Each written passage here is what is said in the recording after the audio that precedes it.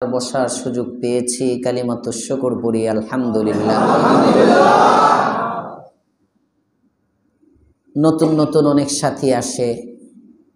অনেক দিন আগে প্রথম যখন মজলিস চালু হয়েছিল তখন মজলিসের আদব বলছিলাম।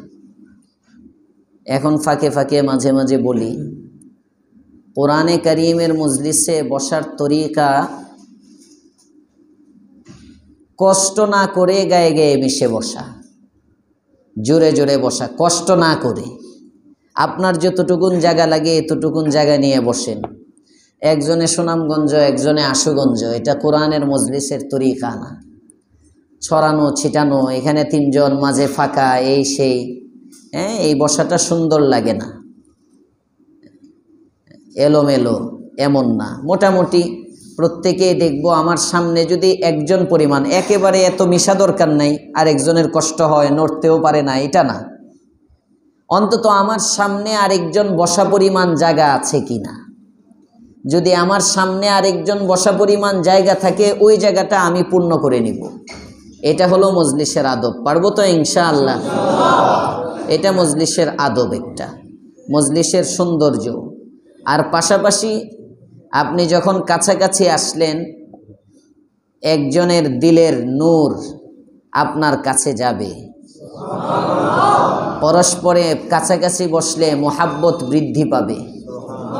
হ্যাঁ, একান্ত উজর আছে, চেয়ারে বসতে হয়, চেয়ার তো আর মাঝে দেওয়া যায় না, খারাপ দেখা যায়, কর্নারেই থাকবে। জোয়ান মানুষ কোনো উজর ছাড়া, উজর থাকলে ভিন্ন কথা, উজর নাই, শুধুমাত্র হেলান দেওয়ার জন্য কোনায় আগেই জায়গা নিলাম। এই যে আমি আপনাদের দিকে তাকিয়ে কইতেছি, আপনারা ওই দিকে তাকান। তো সমবাই বোনা বেচারারা যদি কেউ থাকে এরকম, আমি কি ডানে বামে ঘুরতেছি দেখেন না, সোজা আপনাদের দিকে তাকিয়ে বলতেছি না দেখে। যখন যে এইটা একটা সমস্যা, যখন যে ওয়াজ করা হয় খুঁজে কার উপরে যাইতেছে না, এটা তরিকা না। আমি সুন্দর সামনের দিকে, আমি তো ডানে বামে তাকায়ও বলতে পারতাম, তো আমি বলতেছি সামনের দিকে তাকায়। একে উজর থাকতে পারে, উজর থাকলে ভিন্ন কথা, উজর ছাড়া শুধুমাত্র হেলান দেওয়া আরামের জন্য, ভাই আরাম কবরে করব। কথা বলেন না কেন? দুনিয়া আসলে আরামের জায়গা না, দুনিয়া আরামের জন্য না, দুনিয়া আরামের জন্যই না। দুনিয়া তো যত কষ্ট করব, কবরে তত শান্তি পাব। আপনি চিন্তা করেন, আপনি একটা অফিস করেন, আপনি অফিসে কিন্তু আপনার বসের সামনে এমনি বসতে পারেন না। আপনার কোমর ব্যথা, মাজা ব্যথা, যত ব্যথাই থাকুক, চাকরি বসের সামনে কখনো হেলান দিয়ে বসেন না, একদম স্ট্রং। ঠিক না বেঠি? আপনি যদি একজন চেয়ারম্যান মেম্বারের কাছে যান, ওখানে ঘন্টার ঘন্টা, আধা ঘন্টা, 40 মিনিট। আরে বিদেশ যাইবেন, বিদেশ মালয়েশিয়া যাইব কাজ করতে, কিংবা অন্য কোনো জায়গায় যাবে কোনো কাজে, 2.5 ঘন্টা 3 ঘন্টা সিরিয়ালে দাঁড়ায় থাকে, কোমর ব্যথা নেই। ভিসার অ্যাপ্লিকেশনের জন্যে আমি যখন ইন্ডিয়ান ভিসার জন্য ওই যে গেলাম, ইয়ে করে ওরে বসার তো জায়গা নাই যমুনা ফিউচার পার্কের নিচে। প্রথম যখন গেছি 2015-তে যখন ভিসা লাগাই, তখন তো ওই যে ধানমন্ডিতে ইন্ডিয়ান এম্বাসি ছিল, ওখানে সিরিয়ালে দাঁড়াইছি। ওরে সুবহানাল্লাহ, কত লম্বা সিরিয়াল! 3 ঘন্টা, 3.5 ঘন্টার মাথায় মনে হয় আমি কাছে হয়েছে জমা দেওয়ার জন্য আমার ডাক পড়ছে, বাহিরে অনেক লম্বা সিরিয়াল। পরের বার যখন এই যমুনা ফিউচার পার্কে, যমুনা ফিউচারই তো বলে এটার এখানে যখন আনলো, এটার নিচে এই জায়গায়ও দেখি হাজার হাজার মানুষ বাহিরে রাস্তার মধ্যে পর্যন্ত চলে আসে, ওখান থেকে আস্তে আস্তে নেই। এই সময় কিন্তু আমাদের কোমর ব্যথাও নাই, মাজা ব্যথা নাই। যত মাজা ব্যথা, কোমর ব্যথা সব আল্লাহর ঘর মসজিদে আসলে, সব বৈশা আড্ডা মারে, চাষটলে বসে আড্ডা মারতেছে, নিচে বৈশা আড্ডা মারতেছে, সুস্থর মতো ঘুরতেছে, বাজার ঘাট সব করতেছে, কোনো সমস্যা নাই। মসজিদে এসে নামাজের সময় পিছনতেছে, আড্ডা টান দিয়ে লইতেছে। আছে না নাই? যারা চেয়ারে বসতেছেন আপনাদেরকে বলতেছি না, আমি মাসআলা বলতেছি। অনেকে আছে, আপনার ওজন আপনার জন্য অবশ্যই জায়েজ, কিন্তু সব কাজ আপনার চলে, নিচে বসতে পারেন, খাইতে পারেন, সব করতে পারেন, বিয়ে বাড়ি ঘুরতে পারেন, ওই সময় মাজা ব্যথা নাই, নামাজের সময় আপনার মাজা ব্যথা, কোরআনের দর্শের মধ্যে আপনার মাজা ব্যথা, এটা হলো অবহেলা, কোরআনকে তুচ্ছ করা, কোরআনকে ছোট করা। নিয়ত আমাদের নাই, কিন্তু হয়ে যাইতেছে, এটা হয়ে যাচ্ছে। কোরআনে কারীমের প্রতি যত আগ্রহ দেখাবো। সাহাবায়ে কেরাম কি করতেন? আপনারা ফাজাইলের মজলিসে, তাবলীগের মজলিসে তো শুনেন, সাহাবায়ে কেরাম রাসূল করিম সাল্লাল্লাহু আলাইহি ওয়াসাল্লাম পড়েন, সাল্লাল্লাহু আলাইহি ওয়াসাল্লাম মজলিসে এমন ভাবে বসতেন, বর্ণনায় পাওয়া যায় যে পাখি তাদের মাথার উপর বসে থাকতে পারত। তার মানে মাথাটাও নাড়াইতেন না। সুবহানাল্লাহ, কতটা আগ্রহ, আবেগ আর ভালোবাসা। এখন আমরা ওয়াজ শুনি কিন্তু কিছু মনে থাকে না। তার কারণ কি? আমাদের ওই মনোযোগ নাই, ওই আকর্ষণ নাই। ওই রকম একটা মনোযোগ যদি এখনো থাকে, দেখবেন এখনো মনে থাকবে ইনশাআল্লাহ। আল্লাহ আমাদেরকে আগ্রহ দান করেন, বলেন আমিন। অনেক সময় এমন হয়, বিশেষ করে ছুটি ছাটার দিনে, যেমন আজকে ছুটি চলতেছে, ছুটির জন্য কিছু মানুষ লম্বা ছুটি পাইলে বাড়িতে চলে যায়। আমাদের কিছু মানুষ লম্বা ছুটি পাইলে বাড়িতে চলে যায়। তো বাড়িতে চলে গেলে তখন অনেকে চিন্তা করে, মুসল্লি যদি একটু কম দেখা যায়, না জানি কেমন লাগে, তো একটু আমরা সরাইয়া ছিটায় বসি যাতে বেশি দেখা যায়। না, ইখলাসের সাথে যদি কথা হয়, মাথা গুইনা কি হবে? কথা বলেন না কেন? আমাদের দারুল উলুম দেওবন্দে একজন ছাত্র একজন শিক্ষক দিয়ে শুরু হয়েছে, এটার নাম ইখলাস। একজন ছাত্র একজন উস্তাদ। শেখুল হিন্দ মাহমুদুল হাসান দেওবন্দি রহমতুল্লাহি আলাইহি দিল্লি জামে মসজিদে বয়ান করতে গেছেন। বয়ান শেষ হয়ে গেছে, শেখুল হিন্দ নামতেছেন, এক ব্যক্তি আসছে। সব শেষে হজরত নামতেছেন, হজরতের সামনে আসছে এক ব্যক্তি, এসে দেখে কোনো মজমা নাই, কিচ্ছু নাই। তো জিজ্ঞেস করতেছে, এখানে না একটা মজলিস হওয়ার কথা? কয় হ্যাঁ ভাই। শেখুল হিন্দ এখানে আলোচনা করার কথা? হ্যাঁ। আল্লাহু আকবার। কোথায় মজলিস? মানুষ দেখি না। তো বলতেছে মজলিস তো শেষ হয়ে গেছে। লোকটা কয়, আহা, এত দূর থেকে আসলাম শেখুল হিন্দের বয়ান শোনার জন্য, পাইলাম না। লোকটার আফসোস দেখে শেখুল হিন্দ মাহমুদুল হাসান দেওবন্দি বলেন যে, ভাই कोई अफसोस की बात नहीं है, मैं ही महमूदुल हसन हूं, तो बैठ जाओ। जो बयान हुआ था मैं अभी आपको सुना दूंगा। যে বয়ানটা হইছে এটা তোমারে একা আমি এখনই শোনায় দিতেছি, কোনো আফসোসের দরকার নাই। সুবহানাল্লাহ। ওনারা ছিলেন আমাদের আকাবির। আর এখন ওয়াজের দাওয়াত দিতে গেলে জিজ্ঞেস করে, প্যান্ডেল কয় ইঞ্চি হইব, কয় ফুট বাই কয় ফুট, হরণ কয়টা থাকবে। 40, 50, 60টা কমে হরণ হইলে অনেক বক্তা দাওয়াত রাখে না। 100 ফুটের কমে যদি প্যান্ডেল হয়, অনেক বক্তা দাওয়াত রাখে না। গ্রামে গঞ্জে অনেক বক্তা দাওয়াত রাখে না। শহর লেভেলে হইতে হবে, থানা, কমাস কম থানা লেভেলের প্রোগ্রাম হলে আমি যাব। একদম গ্রামে আমি বয়ান করতে পারি না। মূর্খ মানুষেরা কি বুঝবে আমার কথা? আহা, সব রুহানিয়ত উঠে যেতেছে। এই জন্য ফায়দা কম। আল্লাহ আমাদেরকে নূর দান করেন, বলেন আমিন। খুলুসিয়ত দান করেন, বলেন আমিন। ইখলাস বড় দামি জিনিস। আল্লাহর জন্য যে কাজ হয় এই কাজ কবুল হয়। আল্লাহর জন্য যে কাজ হয় এই কাজ কবুল হয়, এই কাজের স্থায়িত্ব হয়। আল্লাহর জন্য যেটা হয় না এটা ভেঙে পড়ে যায়, এটার বাঁকা নাই, এটার স্থায়িত্ব নাই। এই জন্য আমরা সব কাজ কার জন্য করব? পারবো ইনশাআল্লাহ। আল্লাহ তৌফিক দান করেন, বলেন আমিন। সূরা বাকারার 63 নম্বর আয়াত, 64 নম্বর আয়াত তিলাওয়াত করা হয়েছে। 62 নম্বর আয়াতের মধ্যে কয় মিনিট হয়েছে দেখো তো। 62 নম্বর আয়াতের মধ্যে আমরা আলোচনা শুনতেছিলাম বেইজ্জতি, জিল্লতি, তুচ্ছতা, হীনতা ইত্যাদি থেকে মুক্তির জন্যে, ইজ্জত সম্মান পাওয়ার জন্যে দুইটা পথ। 1 নম্বর পথ হলো ঈমান, 2 নম্বর আমল, আমলে সালেহ।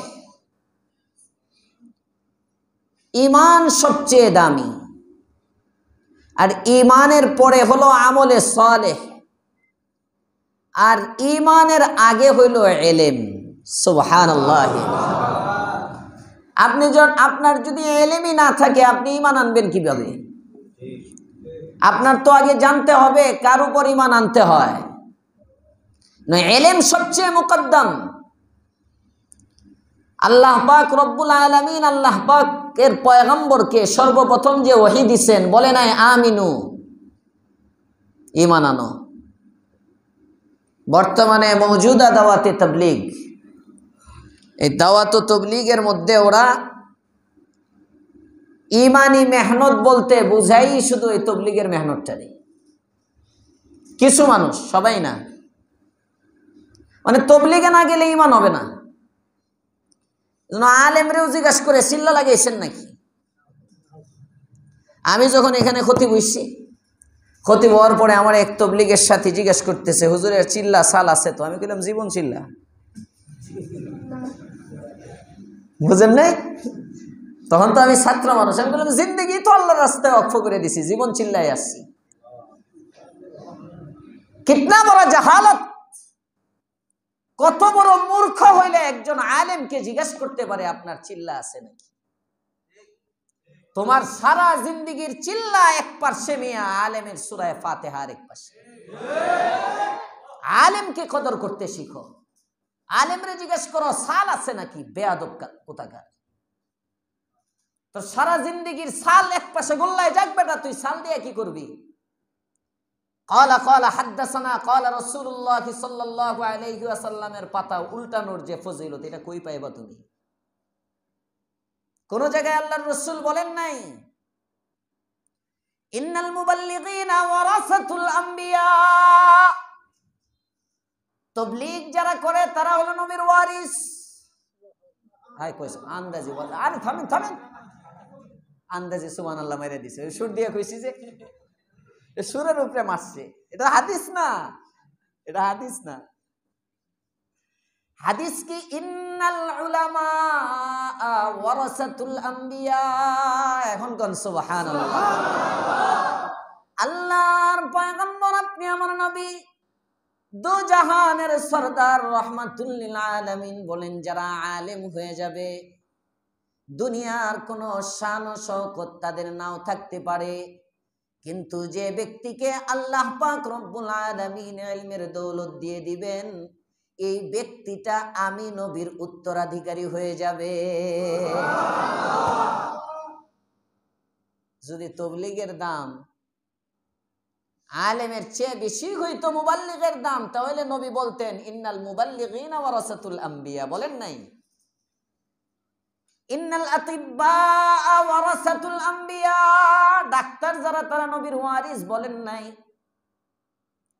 ইন্নার রুআসা ওয়ারাসাতুল আম্বিয়া, সরদার যারা এরা নবীর ওয়ারিস। বলেন নাই আল্লাহর পয়গম্বর বলেন, তুই যারে ফকির বলে ডাকস, তুই যাকে বান্দা গরিব বলে ডাকস, যে গরিব বান্দাটাকে দেখলে তুমি নাক ছিটকাও, সমাজের অথর্ব অপদার্থ তুমি যাকে মনে করো, নিকম্মা যাকে তুমি মনে করো, তুমি দুনিয়ার দৃষ্টিতে মনে করো এই ব্যক্তির দ্বারা কোনো কাজ হবে না, আমি পয়গম্বর সার্টিফিকেট দিয়ে দিলাম এই ব্যক্তিটাই কাজের।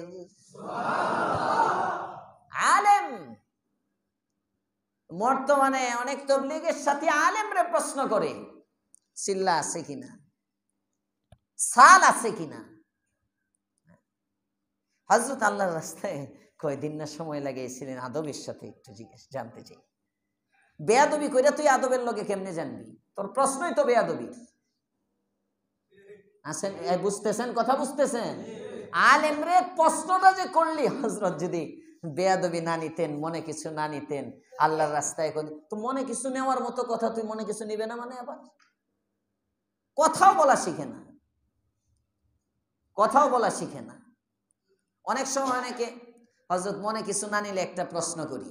একদিন আমার একজন বলতেছে, পরে আমি বললাম যে মনে নেওয়ার মতো হইলে আপনি করে নিন। যদি আপনি বুঝেন এটা মনে নেওয়ার মতো, আপনি এই প্রশ্ন করবেন কেন? আপনি প্রশ্ন করার আগে আপনি মাপেন এই প্রশ্ন করা যাবে কিনা। আপনি মাপেন, পেহলে সোচো ফির তোলো ফির বলো। আগে ভাবেন এই কথা আমি বলবো কিনা, এরপরে ওজন করেন এই কথাটা আমার সাথে খাটে কিনা, এরপরে আপনি মাঠে ছাড়েন। এটা কথা বলার আদব। আল্লাহ আমাদেরকে তৌফিক দেন, বলেন আমিন। অনেকে চিন্তা করতেছে হুজুর কারেবান মালিশ দিতেছে, কাউরে না, আমাকে কেউ প্রশ্ন করে নাই, কথা প্রসঙ্গে আসছে বলতেছি। সবচেয়ে এক নম্বরে কোন জিনিস? ইলম। ঈমানের জন্য কোন কোন বিষয়ে ঈমান আনতে হবে এটা আপনি বুঝবেন তো ইলম থাকলে। এজন্য পৃথিবী থাকবে ততদিন, আলেম থাকবে যতদিন। জোরে কোন সুবহানাল্লাহ। আলেম যতদিন থাকবে ততদিন পৃথিবী থাকবে, আলেম যতদিন থাকবে ততদিন মুমিন থাকবে। আল্লাহ তাআলা রাসূলকে প্রথম বাণী দিবেন কি? ইকরা। সবাই জানেন না এটা? শামীম ওসমানে জানে, আপনারা জানেন না?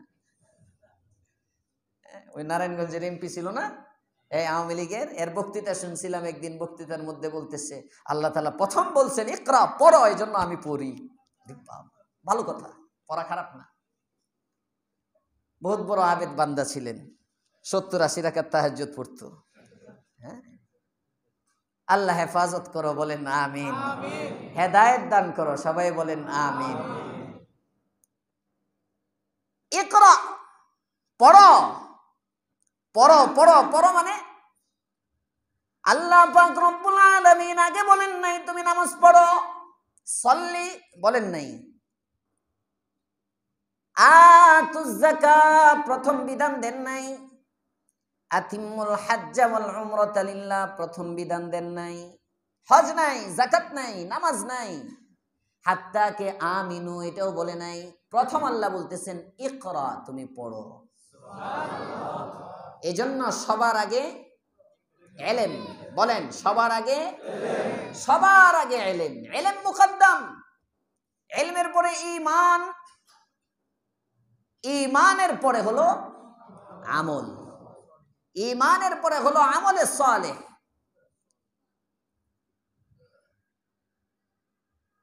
যে ব্যক্তি মুমিন হয়ে যাবে আর আমলে সালেহ করবে, তার দুনিয়াতেও ভয় নাই, আখিরাতেও চিন্তা নাই। সুবহানাল্লাহ। আল্লাহ বলেন মান আমানা বিল্লাহি ওয়াল ইয়াউমিল আখির ওয়া আমিলা সালিহা। যে ব্যক্তি আল্লাহ এবং পরজগতে বিশ্বাসী হবে, আমলে সালেহ করবে, নেক কাজ করবে, ফালাহুম আজরুহুম ইনদা রাব্বিহিম, তাদের জন্য তাদের রবের নিকট রয়েছে মহান প্রতিদান। সুবহানাল্লাহ। ওয়ালা খাউফুন আলাইহিম ওয়ালা হুম ইয়াহজানুন, তাদের দুনিয়ায় কোনো ভয় নাই, কবর, হাসর, পুলসিরাত, মিজানে তাদের কোনো চিন্তা নেই। সুবহানাল্লাহ। হযরত আলী ইবনে আবি তালিব তারিখ ইবনে আসাকিরের মধ্যে ইমাম ইবনে আসাকির আলাইহির রহমা এক কিচ্ছা আনছেন। হযরত আলী ইবনে আবি তালিব রাসূল করিম সাল্লাল্লাহু আলাইহি ওয়াসাল্লামের মেয়ের জামাই, চিনেন তো আপনারা, দেখছেন না? হ্যাঁ, আদরের জামাই ছিলেন। ছোট জামাই তো এমনি আদরের হয়। আবার ইলমের শহর ছিলেন, দরজা ছিলেন, আনা মাদিনাতুল ইলমি ওয়া আলিয়ুন বাবুহা, বড় আলেম ছিলেন সাহাবীদের মধ্যে। ঘর থেকে বের হইছেন, রাতে নফল নামাজ পড়ার জন্য মসজিদে গেছেন। ওই সময় আমাদের মতো ডিজিটাল আধুনিক যুগ ছিল না, তো মসজিদের দরজা সব সময় খোলা থাকতো। এখনো আরবে গেলে দেখবেন মসজিদ উন্মুক্ত, মসজিদের দরজা বন্ধ না, এটা মাসআলা। ফিকহি কিতাবের মধ্যে এখনো মাসআলা লেখা আছে, মসজিদের দরজা বন্ধ করা মাকরুহ। মসজিদ সব সময় উন্মুক্ত থাকবে, এটা হলো মাসআলা। আমার মনে আছে আমি গত ৩-৪ বছর আগে সিলেট মৌলভীবাজার এক প্রোগ্রামে গেলাম। তো আমার তো আদত হলো বেতের পরে আমি শেষ রাত্রে, অনেক দিন ধরে এটা আদত, শেষ রাত্রে বেতের পরি। মাহফিলে বয়ান করে আমি গাড়ি ছাড়ছি, টার্গেট হলো রাস্তার পাশে কোনো মসজিদের মধ্যে। সাধারণত অনেক সময় এমন হয় বাসায় যদি চলে আসতে পারি তো বাসায় আইসা তাহাজ্জুদের সাথে বেতের পরে নেই, আর যদি এমন না হয় তাহলে রাস্তায় পাম্প টাম্পের আশপাশে নামাজের জায়গা থাকে, কিংবা অনেক মসজিদে কোথাও থেমে ওইভাবে পড়ে নেই। ওই দিন ওই শিডিউল নিয়ে আমি তো ইয়াশা পড়ছি, সুন্নত পড়ছি, বয়ান করলাম, বয়ান টয়ান করে রাত্রে 12টা 40 ওখান থেকে মোনাজাত করে আমি রওনা দিলাম।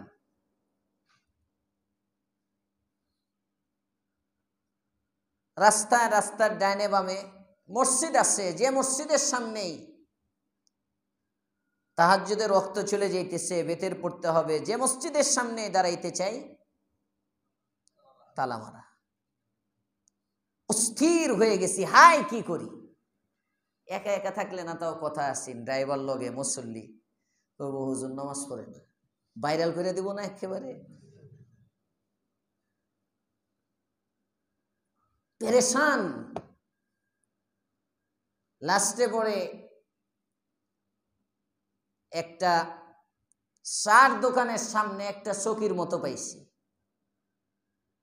ওই চকির মধ্যে আমার রুমাল বিছায়া এরপরে নামাজ পড়ছি তাহাজ্জুদ এবং বেতির। কিন্তু পুরাটা রাস্তা একেবারে মীরের বাজার পর্যন্ত আসলাম, ফজর পড়ছি, এসে মীরের বাজার পার হইয়া এখানে ফজর পাইছি। কিন্তু এর আগে তাহাজ্জুদের ওয়াক্তে পুরাটা রাস্তার দুই পাশে একটা মসজিদ খোলা পাইলাম না,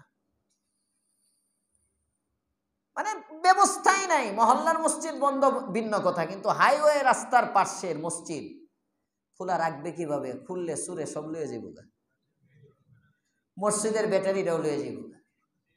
কথা বলেন না কেন? আমরা তো চিন্তা করতেছি মসজিদ কর্তৃপক্ষ কত বড় জালেম, মসজিদটা খোলা রাখে না। মসজিদ কর্তৃপক্ষ জালেম না, জালেম আমরা। আমাদের কারণে পরিবেশ এমন হয়ে গেছে, খতিব সাহেবের জুতা চুরে লয়ে জায়গা। কথা বলেন না কেন? হ্যাঁ, মসজিদের দান বাক্স ভাঙা লয়ে জায়গা। এই যে আমরা ওই, আপনি তো আমার সাথে ছিলেন না সাইফুল ভাই, ওই যে উমরায় থাকতে খবর পাইলাম আমাদের মসজিদের দান বাক্স ভেঙে নিল 5ই আগস্টের পরে। এখানে আমরা যখন উমরায়, তখন আপনি উমরায় থাকা অবস্থায় না ওই জুয়েল ভাই থাকা অবস্থায় খবর পেয়েছেন? 5ই আগস্টের পরেই তো আমরা মসজিদের এটা যে ভেঙে নিল গা দান বাক্স। হ্যাঁ, সরকার চেঞ্জ হওয়ার পরে মসজিদের দান বাক্স ভাঙে টাকা টুকা লয়ে গেছে। চিন্তা করেন কত বড় ইমানদার, বুকও কাঁপে না। তো এখানে আপনার এটা কি হিসাবে খোলা রাখবে? পরের দিনে এসে মাইকের কি ব্যাটারি বুটারি কিচ্ছু পাইব না, এসি খুলে লয়ে যাইব গা। এটা বাস্তবতা। দিয়ানতদারি নাই, আমানতদারি নাই, ইমানদারি নাই। মাসআলা হলো মসজিদ খোলা রাখা। এই জন্য আল্লাহ যদি কখনো আমার স্বপ্ন দেখতে তো আর সমস্যা নেই, স্বপ্নে অনেকে প্রেসিডেন্ট হয়ে যায়। আমি স্বপ্ন দেখি গোয়াল থেকে বিশাল একটা মার্কাজ হবে ইনশাআল্লাহ। আরো আসতে কোন আপনারা ইনশাআল্লাহ। এই স্বপ্ন নিয়েই আসছি, নিজের জীবন যৌবন সব দিতেছি এখানে।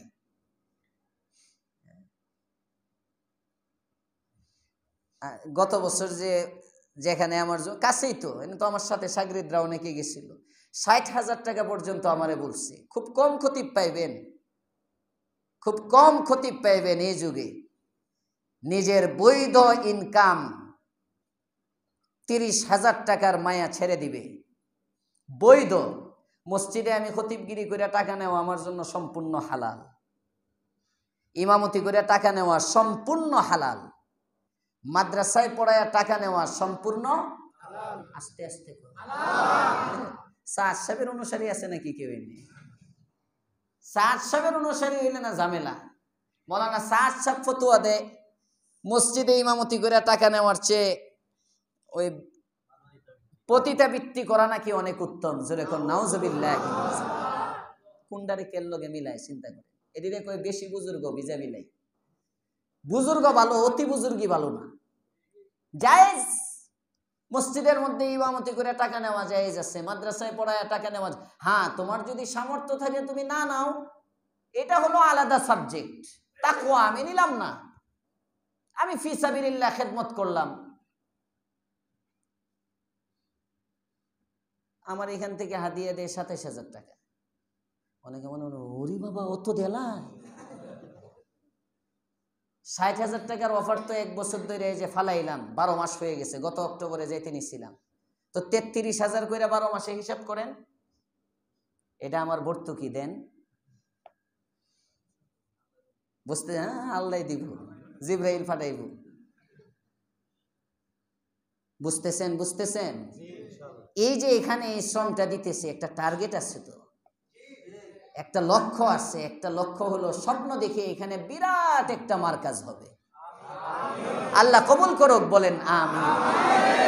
যদি একটা বড় মার্কাজ হয়, এখানে তাবলীগের মার্কাজ হবে, এখানে খানকা হবে, ইসলাহি মার্কাজ হবে, এখানে হাজার হাজার ছাত্রের আনাগোনা থাকবে। একটা দাওরে হাদিস, ইফতা, তাখাসসুস ফি উলুমুল হাদিস পর্যন্ত একটা মাদ্রাসা হবে। ওই সময় মসজিদ মাদ্রাসা মিলে 10 তলা একটা ভবন হবে। এসি কি বলে, এসিটিসি তো থাকবেই, লিফটের ব্যবস্থা থাকবে। 2 তলার থেকে সব কার্যক্রম চলবে ইনশাআল্লাহ। তখন নিচতলাটা খুলে দেওয়া হবে। এটা হলো বলার উদ্দেশ্য। তখন তো মাইকটেক 2 তলায় থাকবো, মূল মসজিদ থাকবে দোতলার থেকে। আল্লাহ যদি করে, এগুলো আমার স্বপ্ন, মাঝে মাঝে স্বপ্ন দেখি, ঘুমায় না, জাগ্রত অবস্থার স্বপ্ন। আল্লাহ যেন পুরা করে, বলেন আমিন। এই স্বপ্নটার জন্যই বসে রয়েছি। যদি কখনো হয়ে যায়, কমিটি আশ্বস্ত করছে, হুজুর হবে। এই হবে দেখাইতে দেখাইতে আমার বুড়াই বানায় ফেলায় কিনা আল্লাহ জানে। এক সময় এমন হইব, তখন আর এই যৌবন থাকবে না, এই উদ্যমতা থাকবে না। এটা পৃথিবীর নিজাম। কথা বলেন ঠিক না বেঠিক? এখন কামের সময় আমার। এখন গিয়া যদি আমি গাছতলায় বই, ইনশাল্লাহ 5 তলা হয়ে যাবে ইনশাল্লাহ। এখন যৌবন আছে, উদ্যমতা আছে। এক সময় বুড়া হয়ে যাবো, তখন এই উদ্যমতাও কাজ করবে না। তখন মন চাইবো কোথাও বইয়ে খালি আল্লাহ আল্লাহ করি, জিকির করি। তখন এই কাজের যে একটা কাজ সবসময় করা যায় না। তো এখন একটা উদ্যমতা, যে যে জায়গাটা ছাড়ছি, সরকার বাড়ি যেখান থেকে ধরছিল, ওই জায়গায় পার্শ্বে 1 বিঘা জায়গা হলো মসজিদের জন্য, পার্শ্বে আবার মাদ্রাসার জন্য জায়গা আছে। আবু সাইদ তো তাদের অনেক স্বপ্ন ছিল আমার, আপনি আসেন রমজানের পরেই মাদ্রাসা চালু করে দিব, বহুত কিছু। আমার মসজিদ কর্তৃপক্ষে আমার সেক্রেটারি সাহেব, এরপরে সহসভাপতি সাহেব, মোতাওয়াল্লি সাহেব, ওনারা গেছেন, হারুন সাহেব সদস্য, কয়েকজন, বাইজিদ স্যারও ছিলেন, কয়েকজন গেছেন, কথাবার্তা হলো। আমি বললাম যে আমি তো এখানে চলে আসতে চাইতেছি শুধু মাদ্রাসার জন্য। কারণ দেওবন্দে একটা বড় মার্কাজ হইলে, এখানে যদি ছাত্র, আপনারা পড়তেছেন, আপনারা আমার বয়ান শুনতেছেন, আপনাদের এই খেদমতটাও খেদমত। কিন্তু মাদ্রাসায় আমি যদি পড়াই, একটা বড় মার্কাজ করে যেতে পারি, এখান থেকে যদি প্রতি বছর 10টা হাফেজ ফারেক হয়, 20টা আলেম ফারেক হয়, 20টা আলেম গিয়া আরো 20টা আলেম তৈরি করবে, আরো 20টা আলেম তৈরি করবে, ওই খেদমতটা আরো বেশি আমার জন্য নাজাতের জরিয়া হবে। আমার আমল নামায় নেকি আরো ভারী হবে, ওজনই হবে। আমি ওনাদেরকে বললাম আমি পয়সা টয়সার জন্য যাইতেছি না, খোলা খেলা বলছে যে আমার এরা 60,000 বলছে। এরপরে তো ওখানে একজনে বলছে কত লাগে খতিবিটা লাগবে, কত লাগে খতিবিটা লইয়া, যদি 60-এ না হয় আর কি, কত লাগে, মানে নিলামের পণ্য হুজুররা। তারপরে আমি বললাম যে টাকা পয়সা কিছু না, শুধু যাইতে চাইতেছি, একটা মার্কাজ হবে এখানে, মাদ্রাসা হবে। পরে বলল হুজুর ইনশাল্লাহ দোয়া করেন, আমাদের এখানেও হবে। হয়েছে এতটুকু। আগে মাঝে মাঝে জাগার কথা কইতে সাহস পাইতাম, এখন কইতেও সাহস পাই না। বুঝেন নাই? এতটুকুন হয়েছে। আগে মাঝে মাঝে বলতাম যে অমুক জায়গাটা আইসা পড়ুক, এখন কইতেও সাহস পাই না। আল্লাহ হেফাজত করুক, বলেন আমিন। তবে এখনো স্বপ্ন লালন করি। ইখলাসের সাথে তো আমার কোনো স্বার্থ নাই। আমি বলছি আমার মোতামিম হওয়া লাগবো না, মোতামিম আপনারা থাকেন সব, কিন্তু একটা প্রতিষ্ঠান সূচনা হোক এলাকার মধ্যে, এলাকার স্থায়ী একটা প্রতিষ্ঠান দরকার। এ এলাকার মোবাইলগুলো একটু অফ করে দেন। এ এলাকায় স্থায়ী একটা প্রতিষ্ঠান দরকার, বড় একটা মার্কাজ দরকার। একটা মাদ্রাসা হলে কি হবে জানেন? কমস কম স্থায়ী একটা মাদ্রাসা যদি, প্রতিষ্ঠান যদি দাঁড়ায় যায়, একটা মার্কাজ যদি হয়ে যায়, এ এলাকার মানুষরে কেউ বেঈমান বানাইতে পারবে না। যে কোনো ফিতনার মোকাবেলা উলামায়ে কেরাম দাঁড়ায় যাবে, দেখবেন আপনার ঈমান আমল হেফাজতের জন্য। আর যখন ঈমান আমল হেফাজত হবে, আপনার ঘরেও শান্তি থাকবে, সব জায়গায় আপনার শান্তি থাকবে ঈমান আমলের দ্বারা। হযরতে আলী রাদিয়াল্লাহু তাআলা আনহু, ওই জামানায় মসজিদ খোলা থাকতো, কথা মনে আছে? গেছেন নামাজ পড়ার জন্য, নামাজের সালাম ফিরে দেখেন বাহিরে কয়েকজন পাহারাদার। আল্লাহর পয়গম্বরের সাহাবী হযরত আলী ইবনে আবি তালিব রাদিয়াল্লাহু তাআলা আনহু বলেন, কি ব্যাপার তোমরা এত রাতে এখানে কি করো, তোমরা বাহিরে কেন? লোকগুলো বলেন, হুজুর আপনাকে পাহারা দেওয়ার জন্য, আপনি বাহিরে না জানি আপনার কোনো ক্ষতি হয়ে যায়। হযরত আলী ইবনে আবি তালিব বলেন, কার থেকে পাহারা দেওয়ার জন্য? আসমানে যারা থাকে তাদের থেকে, না জমিনে যারা থাকে তাদের থেকে? কার ক্ষতি থেকে আমাকে বাঁচাইতে চাও? জমিনবাসীর ক্ষতি থেকে বাঁচাইতে চাও, না আসমানের মালিকের ক্ষতি থেকে আমাকে বাঁচাইতে চাও? কার থেকে বাঁচাইতে চাও আমাকে? আল্লাহু আকবার। লোকেরা বলে, হুজুর আসমানেরটার থেকে তো আর বাঁচাইতে পারবো না, আল্লাহ তাআলা যে ফয়সালা নেবেন এটাই তো হবে। আসমানওয়ালার ফয়সালার থেকে তো আপনাকে বাঁচাইতে পারবো না। জমিনবাসী যেন আপনার কোনো ক্ষতি না করে, এজন্য পাহারা দিতেছি। হযরত আলী বলেন, চলে যাও, যতক্ষণ পর্যন্ত আসমানে ফয়সালা না হয় ততক্ষণ পর্যন্ত জমিনে ফয়সালা হয় না। সুবহানাল্লাহ। ঈমান বুঝেন, ঈমান। আমার ক্ষতি যদি আসমানে লেখা হয়ে যায়, তুমি আমাকে বাঁচাইবা কিভাবে? তুমি বাঁচাইতে পারবা না তো। আগে ফয়সালা হয় আসমানে, তো আসমানওয়ালার থেকে যখন রক্ষা করতে পারবা না, সুতরাং কোনো টেনশন নাই, যাও, আমার পাহারাদারি করতে হবে না। এটার নাম ঈমান।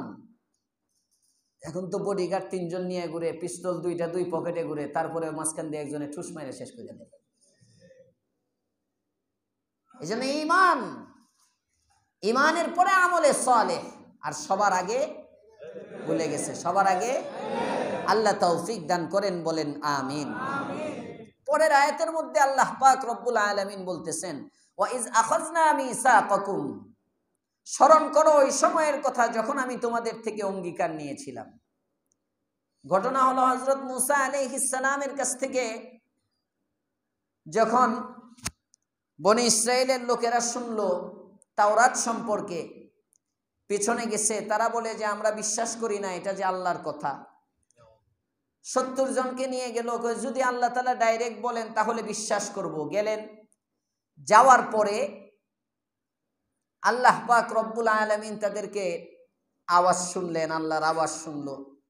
শোনার পরে তারা বলে যে এটা যে আল্লাহর আওয়াজ, এটা কে বলছে, এটা একটু আমরা দেখতে হইব। এখন গাররা এক জাতি ছিল, গারতেরা, বড় হটকারী, প্রশ্ন করত বেশি, এজন্য তাদের শরীয়ত তাদের জন্য কঠিন হইত। আসলে নফসে শরীয়তের মধ্যে কোনো কাঠিন্যতা নাই, নফসে শরীয়তের মধ্যে কোনো কাঠিন্যতা নাই। প্রশ্ন বেশি, বিধান কঠিন হয়। তো প্রথমে যখন বলল মানবো, পরে বলে মানবো না, আল্লাহ পাক রব্বুল আলামিন রাগ করলেন। জিবরাইলকে বললেন, পার্শ্বে যে পাহাড়টা আছে এই পাহাড়টা উঁচা করো, উঁচা করে এদের মাথার উপর ধরো। আর আওয়াজ আসলো, মানবি না মানবি না? যদি না মানুষ, এখনই পাথর, এই যে পাহাড় ফেলে দিলাম।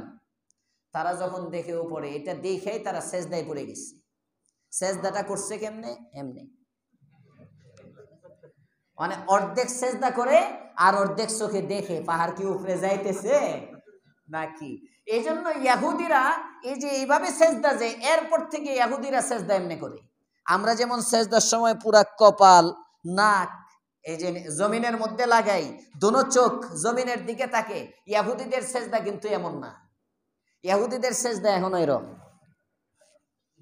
কারণ তারা বলে আমরা যখন আল্লাহ পাক রব্বুল আলামিনকে রাজি করছিলাম, যে সেজদায় আল্লাহ আমাদের গজব উঠে এনেছিলেন, ওই সেজদা ছিল অর্ধেকের উপরে, এজন্য এটাই সুন্দর সেজদা।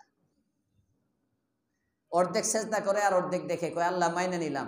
আল্লাহ পাক রব্বুল আলামিন তখন আযাব দূর করে দিলেন। সুবহানাল্লাহ। দেখেন আল্লাহ কত রহমান। আগের নাফরমানিটা এক সেজদায় ভুলে গেছে। জোরে কোন সুবহানাল্লাহ। এখান থেকে বোঝা যায় সেজদার গুরুত্ব। এখান থেকে বোঝা যায় একটা সেজদা কত দামি।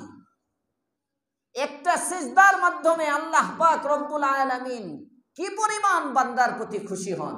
এজন্য শয়তান সবচেয়ে বেশি ধোঁকা দেয় সেজদা থেকে। শয়তানের বড় মিশন যেন সেজদা করতে না পারে। কারণ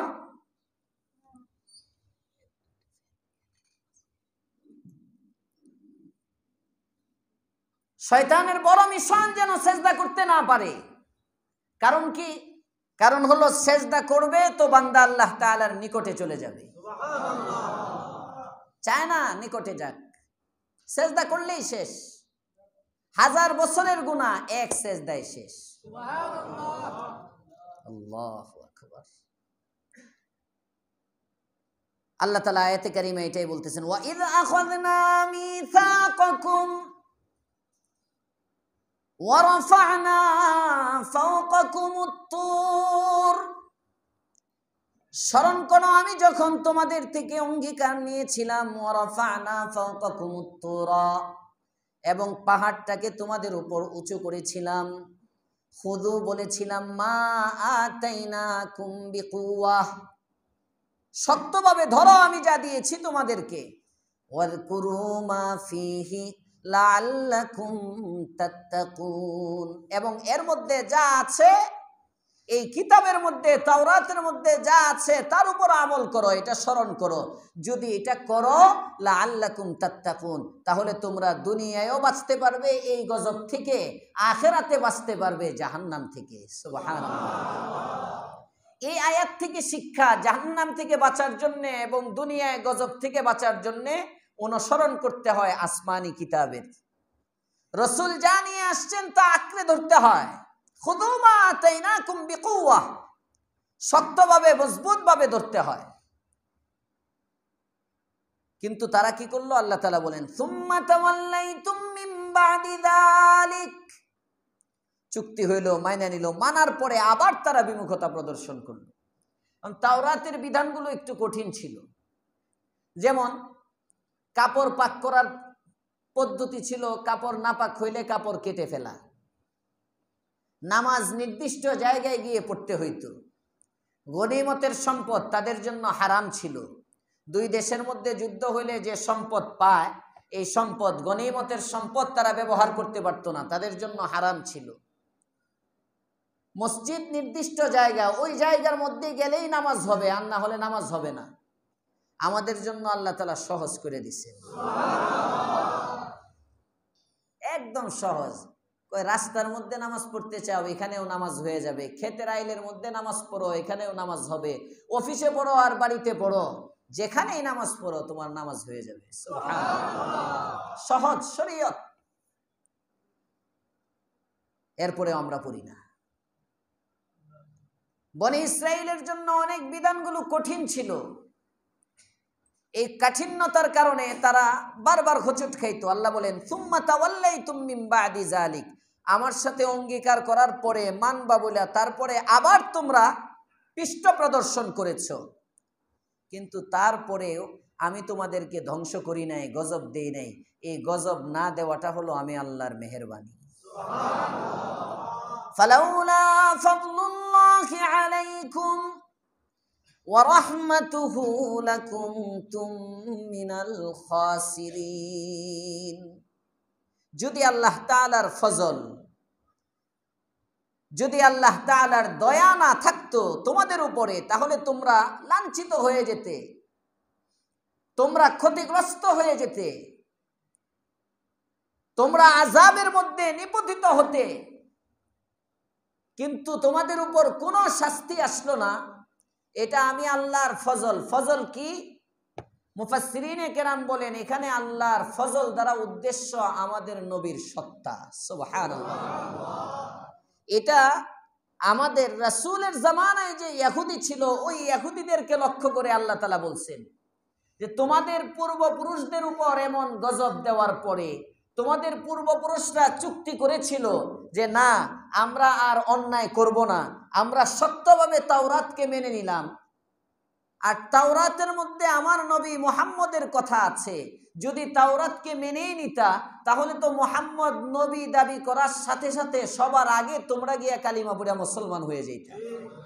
কিন্তু তাওরাতের এই বিধানটাকে যখন তোমরা মানলা না, সুম্মা তাওয়াল্লাইতুম মিন বাদি যালিক, তোমাদের পূর্ববর্তীদের অঙ্গীকার করা সত্ত্বেও তোমরা বিমুখতা প্রদর্শন করলা, তোমরা মুখ ফিরায় নিলা। তারপরেও তোমাদের পূর্ববর্তীদের উপর যেমন গজব এসেছিল হিসাবে এমন গজব তোমাদের উপর আসার কথা, কিন্তু আসে না কেন? আমার নবীর খাতিরে। এটার ব্যাখ্যা অন্য আয়াতে আছে, এটার ব্যাখ্যা অন্য আয়াতের মধ্যে আছে। বুখারীতে হাদিসও আসছে, আবু জেহেল কাফেরদের লিডার একদিন কাবা শরীফের পাশে গিয়ে দোয়া করে, ইয়া আল্লাহ, মুহাম্মদ যদি সত্যবাদী হয়ে থাকে আমরা তো তাকে মানি না, তুমি গজব দাও, ফামতির আলাইনা হিজারাতাম মিনাস সামা, আসমান থেকে বৃষ্টি বর্ষণ করে আমাদেরকে শেষ করে দাও, আগুনের বৃষ্টি ফলাও, পাথর বর্ষণ করো, আসমান থেকে পাথরের বৃষ্টি দিয়ে আমাদেরকে মেরে ফেলো, আমরা তো তোমার নবী মানি না, তাহলে বুঝবো মুহাম্মদ সত্য। আর আসমান থেকে যদি গজবের বৃষ্টি না হয় তাহলে বুঝবো মুহাম্মদ মিথ্যা। কে বলতেছে? আবু জেহেল। আবু জেহেল, আবু জেহেল। আল্লাহ তাআলা আয়াত নাজিল করলেন, ওদিক দিয়ে আল্লাহর পয়গাম্বর দোয়া করে, আল্লাহ এদেরকে ধ্বংস করুন। আরো আসতে কোন সুবহানাল্লাহ। হতে পারে এরা আনে না, এদের নাতি পুতির মধ্যে কালিমা পড়া লোক থাকবে, এদের নাতি পুতি মুসলমান হবে, এরা আসতেছে না, কালিমা পড়তেছে না। আল্লাহর পয়গাম্বর স্বপ্ন দেখেন, একদিন স্বপ্ন দেখেন, আর মাদারিজুন নবুওয়ার মধ্যে আসছে, স্বপ্ন না, বাস্তবে একদিন পয়গম্বর বসে আছেন, জিবরাইল আমিন আসছে, এসে বলে, ইয়া রাসূলুল্লাহ, এই আঙ্গুরটা নেন, এটা জান্নাতি আঙ্গুর, এটা জান্নাতি আঙ্গুর, আবু জেহেলের পক্ষ থেকে আপনার জন্য হাদিয়া। বুঝেন নাই? আঙ্গুরটা কোথায়? হাদিয়া কার পক্ষ থেকে? নবী হিসাব মিলাইতে পারেন না। জাহান্নামের থেকে কিছু হাদিয়া পাঠাইলে বোঝা যেত এটা আবু জেহেলের থেকে, জান্নাতের হাদিয়া আবু জেহেলে পাঠাইলো কিভাবে? ফতহে মক্কা যেদিন হয়ে গেল, আবু জেহেলের ছেলে ইকরিমা ইবনে আবু জেহেল, ইকরিমা মক্কা থেকে পলায়ন করলো, কারণ সে জানে নবী সবাইরে ছাড়লেও আমারে ছাড়বে না। কানা তো মনে মনেই জানা। আমাদের বাংলাদেশে না, খালি বাংলাদেশ দেখে ওবায়দুল কাদের বর্ডার পার হইতে পারছে, শুধু বাংলাদেশ দেখে হারুন বর্ডার পার হইতে পারছে। কথা বলেন না কেন? এই সুদখোর ঘুষখোরের সমাজের কারণে এই সমস্ত অপরাধীরা পার পাইতে পারছে। সব দেশে ছিল তো, সব যে দেশে ছিল তার দলিল হইল নেত্রী দেশে। যদি নেত্রী আরো আগের থেকে পালাইতো, প্ল্যান মাফিক হইতো, তাহলে বোঝা যাইতো সবাই পাচার হইছে। নেত্রী যখন হঠাৎ পালাইছে, 4 তারিখ পর্যন্ত যখন পালানোর কোনো প্রোগ্রাম নাই, তার মানে সব চোরেরা 4 তারিখে দেশে, এটা দলিল। 5 তারিখে নেত্রী রেনা সেনাবাহিনী পার করলো, বাকিগুলোরে কারা পার করলো? ওই যে নেতা নেতা নেতা খেতা, যে এলাকার যে নেতা, ওই এলাকার ওই নেতা টাকা খায়া সেফ এক্সিট দিছে। সেফ এক্সিট, যান সামনে। আমরা কখনো আটকা বললে আমরা পার করি, কথা বলেন না কেন? এটাই বাস্তবতা, এটাই বাস্তবতা। তো বাংলাদেশ দেখে পার পেয়ে গেছে, আর না হলে যে অপরাধ করছে এরা পার পাওয়ার কথা না। কিছু কিছু অপরাধের তো মাত্রা আছে। তো ফাতহে মক্কার সময় আল্লাহর পয়গম্বর সবাইকে মাফ করে দিচ্ছেন। তো 17 জন অপরাধী এমন, রসুল বলেন এদেরকে ছাড় নাই, যেখানে পাইবা এখানেই মারবা। তোর মধ্যে একজন হলো দাগী আসামি ইকরিমা, সাধারণ সম্পাদক। কষ্ট হচ্ছে আপনাদের? পালায় কই, নবী তো মুহাম্মদ সবাইরে মাফ করলেও আমাকে মাফ করবে না নিশ্চিত, পালাই চলে গেল। আল্লাহু আকবার। যায় নৌকার মধ্যে উঠছে, নৌকায় উঠছে, আরেক দেশে সফর করবে, পানিতে পালাইব আনিসুল হকের মতো আর সালমান এফ রহমানের মতো সদরঘাটে গিয়ে নৌকায় উঠছে। ঘটনাক্রমে ঘূর্ণিঝড় শুরু হয়ে গেছে, ঘূর্ণিঝড়। নৌকা ছাড়তে পারতেছে না, ছাড়তে পারতেছে না। এদিক দিয়ে লোকেরা সবাই বলতেছে, ভাই তুমি কেন পালাইতেছ? আমি যাইতেছি গে এখান থেকে, তাড়াতাড়ি নৌকাটা সারো, মোহাম্মদের বাহিনী আইলো, ধরবো। ভয়ে তাড়াতাড়ি ছাড়বে কিভাবে? নাঙ্গর উঠাইতে পারতেছে না, কি বলে না নঙ্গরই তো কয়ে না কিতা, নৌকা যে আটকে রাখে জাহাজ টাহাজ রশি বসি দিয়ে, খুলতে পারতেছে না, যাইতে পারতেছে না, হাওয়া ভালো না। ওদিক দিয়ে ইকরিমার স্ত্রী আস্তে আস্তে রসুলের কাছে গেছেন, কালিমা পড়ে মুসলমান হয়ে গেছে। মুসলমান হইয়া রাসূলকে বলে, ইয়া রাসূলুল্লাহ, আমি আপনার কাছে ইকরিমার জন্য আমান চাইতেছি, নিরাপত্তা চাইতেছি। একজন নারীর আবেদন তো আল্লাহর পয়গম্বর সাথে সাথে কবুল করে নিলেন, কয়ে যাও আমি তাকে আমান দিয়ে দিলাম। সুবহানাল্লাহ। আল্লাহর পয়গম্বর আপনি আমার নবী, দু জাহানের সরদার, রাহমাতুল লিল আলামিন সাল্লাল্লাহু আলাইহি ওয়াসাল্লামের কাছে আমান নিয়ে এবার বেগম স্বামীকে তালাশ করে, স্বামী কোথায়? কারো গাড়ির মধ্যে, কারো বাড়ির মধ্যে স্বামীকে পাওয়া যায় না। গোটা মক্কা তালাশ করার পরে হঠাৎ করে বেগম চিন্তা করলেন, আমার স্বামী না জানি বিদেশে পাড়ি জমাইতেছে, যায় নদী এলাকার মধ্যে চলে যায়, সমুদ্রের পাড়ে যায়, গিয়ে দেখে আমার স্বামীকে পাওয়া যায় কিনা।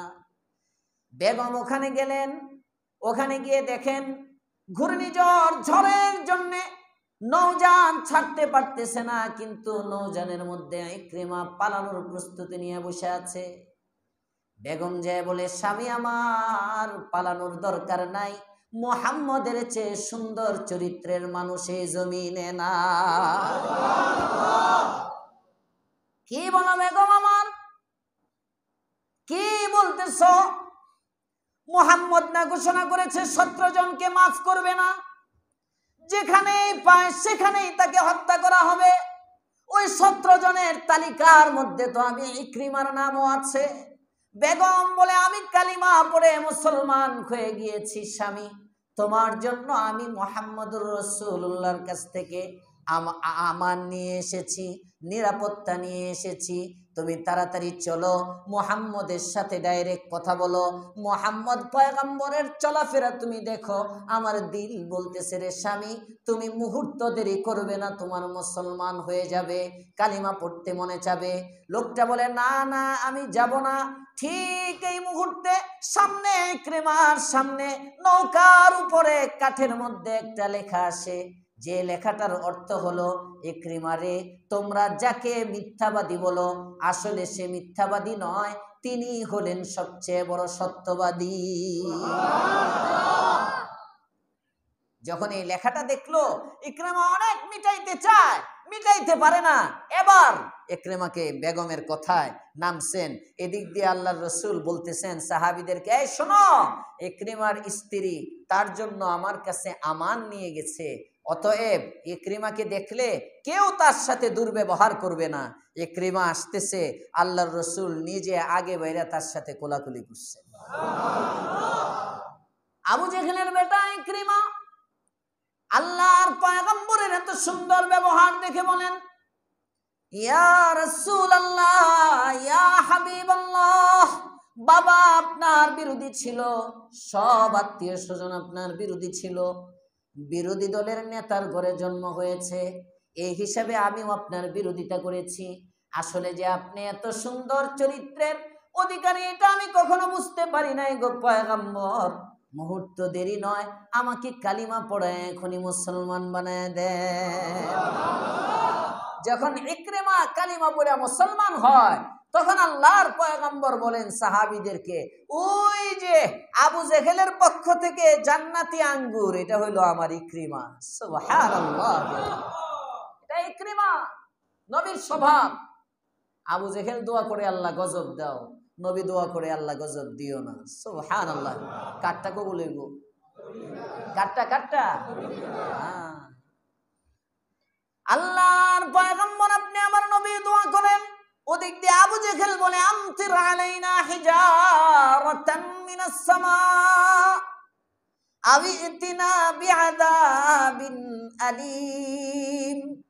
আল্লাহর পয়গম্বর পেরেশান, বাইতুল্লাহর সামনের দোয়া যদি কবুল হয়ে যায় আযাবের ধ্বংস হয়ে যাবে। আল্লাহ পাক রব্বুল আলামিন আয়াত নাজিল করেন, নবী আপনার কোনো চিন্তা নাই, ওয়ামা কানাল্লাহু লিউআযিবাহুম ওয়া আনতা ফীহিম। আমি আল্লাহ ওয়াদা দিয়ে দিলাম যতক্ষণ পর্যন্ত আপনি পয়গম্বর তাদের মধ্যে আছেন এতক্ষণ পর্যন্ত আমি আল্লাহ তাদেরকে গজব দিব না। আপনার সত্তা রহমত, ওয়ামা আরসালনাকা ইল্লা রাহমাতাল লিল আলামিন। আপনাকে তো রহমত করে পাঠাইছি, আপনি রহমত। যতক্ষণ আপনি তাদের মধ্যে আসেন ততক্ষণ পর্যন্ত আপনার উপর আযাব দিব না। নবী কান্না আরো বাড়াইয়া দিছে, আরো বাড়াইয়া দিছেন। জিবরাইল আমিন বলে, ইয়া রাসূলুল্লাহ, ইয়া হাবিবাল্লাহ, আল্লাহ তাআলা তো জানাইলেন আযাব দিবেন না, কাঁদেন কেন? কয়, জিবরাইল স্বল্প সময়ের হায়াত নিয়ে আমি এসেছি, ৬০-৬৩ বছরের হায়াত আমার, কিয়ামত পর্যন্ত যারা আসবে সবাই আমার উম্মত। আজকে আমি মুহাম্মদ আছি, পৃথিবীর মধ্যে গুনাহের কারণে কোনো গজব আসতেছে না, শাস্তি আসতেছে না। যখন আমার ইন্তেকাল হয়ে যাবে, আমার এতিম উম্মতগুলো যারা আমি পয়গম্বরকে দেখে নাই, এরা যদি না বুঝে কোনো অপরাধের মধ্যে জড়ায়া যায়, সমাজের মধ্যে যখন জিনা হবে, সমাজের মধ্যে যখন ইফটিজিং হবে, সমাজের মধ্যে যখন খুন হবে, সমাজের মধ্যে যখন ধর্ষণ হবে, সমাজের মধ্যে যখন বিভিন্ন গুনাহগুলো হতে থাকবে, আমার আল্লাহ তো জানাইছেন আমি যতদিন আছি ততদিন পর্যন্ত আসমানি গজব আসবে না। আমি যখন থাকবো না আমার এতিম উম্মতগুলোর কি উপায় হবে? ওদের উপর যদি আযাব চলে আসে ওরা কিভাবে বাঁচবে? আমি এই চিন্তায় জিবরাইল এখন কাঁদতেছি। আমার হায়াত তো কিয়ামত পর্যন্ত নয়। আল্লাহর পয়গম্বর আপনি আমার নবী সিজদায় পড়ে পড়ে গুনাহগার উম্মতের মায়ায় যখন কাঁদে, আল্লাহ পাক রব্বুল আলামিন বলেন, বন্ধুরে তোমারে আমি কাদার জন্য বানাই নাই রে বন্ধু, তোমার চোখের পানি আমি আল্লাহ বরদাস্ত করতে পারি না, কান্নার দরকার নাই রে পয়গম্বর, মাথা উঠাও, মাথা উঠাও। কিয়ামত পর্যন্ত যে উম্মতেরা তোমাকে দেখবে না, তুমি যে উম্মতের মধ্যে থাকবে না, আমি আল্লাহ কোরআনে কারীমের মধ্যে ওয়াদা দিয়ে দিলাম, এই উম্মতকে এমন একটা আমল শিখাইয়া দিলাম, ওই আমলটা যতদিন এই উম্মত করবে আমি আসমানের মালিক তাদেরকে গজব দিব না, আমি গজব দিব না। পয়গম্বর জিজ্ঞেস করেন আমলটা কি? আল্লাহ তাআলা বলেন, ওমা কানাল্লাহু লিউআযিবাহুম ওয়া আনতা ফীহিম। যতক্ষণ পর্যন্ত আপনি আছেন ততক্ষণ পর্যন্ত আমি গজব দিব না। আরেকটা হলো যতক্ষণ পর্যন্ত তারা ইস্তেগফার করবে ততক্ষণ পর্যন্ত আমি তাদেরকে গজব দিব না। ওমা কানাল্লাহু মুআযযিব লিইউসিবাহুম ওয়া হুম ইস্তাগফিরুন। আল্লাহ তাআলার শানই না কেউ আল্লাহর কাছে ইস্তেগফার করতে থাকবে আর আল্লাহ তাকে ধরে ফেলবে, এটা আল্লাহর শান না। জোরে কোন সুবহানাল্লাহ। এজন্য গজব থেকে বাঁচার জন্য আমল, সবাই বলেন ইস্তেগফার কাকে বলে? আস্তাগফিরুল্লাহ, আস্তাগফিরুল্লাহ, আস্তাগফিরুল্লাহ, আস্তাগফিরুল্লাহ, আস্তাগফিরুল্লাহ, আস্তাগফিরুল্লাহ, আস্তাগফিরুল্লাহ, আস্তাগফিরুল্লাহ। আসমানি গজব থেকে বাঁচার জন্য আস্তাগফিরুল্লাহ, জমিনি গজব থেকে বাঁচার জন্য আস্তাগফিরুল্লাহ, পারিবারিক বিপদ থেকে বাঁচার জন্য আস্তাগফিরুল্লাহ, মালি পেরেশানি থেকে বাঁচার জন্য আস্তাগফিরুল্লাহ, ঋণ পরিশোধ করার জন্য আস্তাগফিরুল্লাহ, সুস্থতার সুন্দর হায়াতের জন্য আস্তাগফিরুল্লাহ, সুন্দর একটা বাড়ির মালিক হয়ে যাওয়ার জন্য আস্তাগফিরুল্লাহ, সুন্দর একটা সন্তানের বাবা হওয়ার জন্য আস্তাগফিরুল্লাহ। এক কথায় নিজের যত জরুরত আছে সমস্ত জরুরত পূরণ করার জন্য করবেন ইনশাআল্লাহ। এটা আযাবকে দূর করবে, এটা গজবকে দূর করবে। আল্লাহ পাক রব্বুল আলামিন বলেন ওয়ালাউলা ফাদলুল্লাহি আলাইকুম ওয়া রাহমাতু, যদি নবী না থাকতো তোমাদেরকে ধ্বংস করে ফেলতাম। প্রশ্ন হয় এখন তো নবী নাই, তাও আমাদের উপর গজব আসে না কেন? আপনি না গুনাহ করতেছেন কিন্তু পার্শ্বে কোনো ব্যক্তি আস্তাগফিরুল্লাহ করতেছে। সুবহানাল্লাহ। এজন্য ইস্তেগফারের আমল করব না ইনশাআল্লাহ। আল্লাহ তৌফিক দান করেন, বলেন আমিন। প্রথমে ছিল বনি ইসরাইলের উপর প্রদত্ত আল্লাহ প্রদত্ত নিয়ামতের আলোচনা। প্রথমে ছিল বনি ইসরাইলের উপর আল্লাহ প্রদত্ত নিয়ামতের আলোচনা। এরপরে বনি ইসরাইলের কিছু নাফরমানি, যেমন আল্লাহ তাআলা তাদেরকে মান্না সালওয়া দিলেন, ভাল লাগলো না। আল্লাহ তাআলা সেজদা করতে বললেন, সেজদা করলো না। আল্লাহ পাক রব্বুল আলামিন তাদেরকে কিতাবের উপর আমল করতে বললেন, আমল করলো না, বিমুখতা প্রদর্শন করলো। এগুলো হলো নাফরমানি। এই নাফরমানির আরেকটা নাফরমানি আল্লাহ তাআলা বলতেছেন পরের আয়াতে, তাদেরকে আমি নিষেধ করছিলাম দাউদ আলাইহিস সালামের জামানা। দাউদ আলাইহিস সালামের জামানায় পয়গম্বর দাউদ আলাইহিস সালাম, ওই সময় ইহুদিদের জন্য নিয়ম ছিল শনিবার দিন তারা শিকার করা নিষেধ, মাছ টাছ ইত্যাদি কোনো শিকার করবে না। শনিবার দিনটাকে তারা শুধু ইবাদতের জন্য ফারেক করবে। এই দিন তাদের ইবাদতের দিন ছিল, আল্লাহর পক্ষ থেকে নিষেধ ছিল শিকার করা। আবার আল্লাহ তাআলা তাদেরকে পরীক্ষা করার জন্য তারা কি আল্লাহর হুকুম মানে কিনা, মাঝে মাঝে আল্লাহ পরীক্ষা করেন আল্লাহর হুকুম তারা মানে কিনা। এজন্য আল্লাহ পাক রব্বুল আলামিন সমুদ্রের যত মাছ, নদীর যত মাছ আছে সব মাছকে শনিবার দিন একদম কিনারায় উঠাইয়া দিতেন। শনিবার আসলে সমুদ্রের পারে, নদীর পারে পানি দেখা যাইতো না, শুধু মাছ আর মাছ, মাছ আর মাছ। আর সারা সপ্তাহ মাছ নাই, সারা সপ্তাহ মাছ নাই, কিন্তু শনিবারে মাছ। আল্লাহ তাআলা বলেন শনিবারে মাছ ধরতে পারবি না, ধরবি বাকি 6 দিন। এখন তারা কি করবে? কারেন্টের জাল বানাইছে ওরা। এক মুফাসসির বলেন এমন একটা জাল স্থাপন করেছে ওখানে, যে জালের মধ্যে মাছ এসে আটকা থাকে, শনিবারে ধরে না, জালের মধ্যে এসে বেজা যায়। ওই যে আমরা ময়মনসিংহের দিকে অনেক সময় বাইর পাতা কই এটার, হ্যাঁ, ওই যে বাঁশের দিয়ে বিভিন্ন কিছু এগুলো রাইখা দেয় জায়গা মতো, আর মাছ আইসে অটোমেটিক ধরা দেয়। এরকম তারা সিস্টেম করে নিচ্ছে। এক বর্ণনা মতে আছে তারা ওই নদীর পাড়ে একটা হাউস বানাইছে, গভীর করে একটা ট্যাঙ্কির মতো বানায় রাখছে। মাছ এসে যখন ওই পানির স্রোতের সাথে আসে তখন ওই ট্যাঙ্কির মধ্যেও পড়ে। ট্যাঙ্কিটা এত গভীর, হ্যাঁ, তখন মাছগুলো একদম তলায় চলে যায়। পানিটা একটু পরিমাণে কম হওয়ার কারণে মাছ আর পানির সাথে উঠতে পারে না। এই সিস্টেমে মাছ ওখানে আটকা থাকে। কেউ বলেন জাল দিছে, মানে যে কোনোভাবে যে পন্থাই হোক তারা একটা হিলা করছে। আমগো দেশে কিছু হিলা চলে না? হ্যাঁ হ্যাঁ, বিয়া নিয়ে হিলা আছে। তালাক দেওয়ার পরে চুক্তি করে একজনের কাছে, ভাই হিলা জায়েজ না? না জায়েজ? আল্লাহ হেফাজত করুক, বলেন আমিন। শুধু বিয়ের খিলা না, অনেক খিলা আছে, অনেক খিলা। আমরা এমনে খাওয়ান, এমনে খাই, ওইটাই খায় যেটা এদিক দিয়ে খাওয়া নিষেধ, এটা তো ইন্দাও খাওয়া নিষেধ। কথা বলেন না কেন? যেটা নিষেধ এটা সবার জন্য নিষেধ। গত সপ্তাহে আমার এক মুসল্লি হোয়াটসঅ্যাপে মেসেজ পাঠিয়েছে। হ্যাঁ, আমার এক মুসল্লি মোহাব্বত করেন, খুব মোহাব্বতের মানুষ, হোয়াটসঅ্যাপে মেসেজ পাঠিয়েছেন ওই সুদভিত্তিক মানে লোন, এই এমনই মনে হয় যদ্দূর মনে পড়তেছে, মানে যে সার কথা হলো উপার্জনটা হারাম, হারাম উপার্জন মসজিদ মাদ্রাসায় দান করা যাবে কিনা।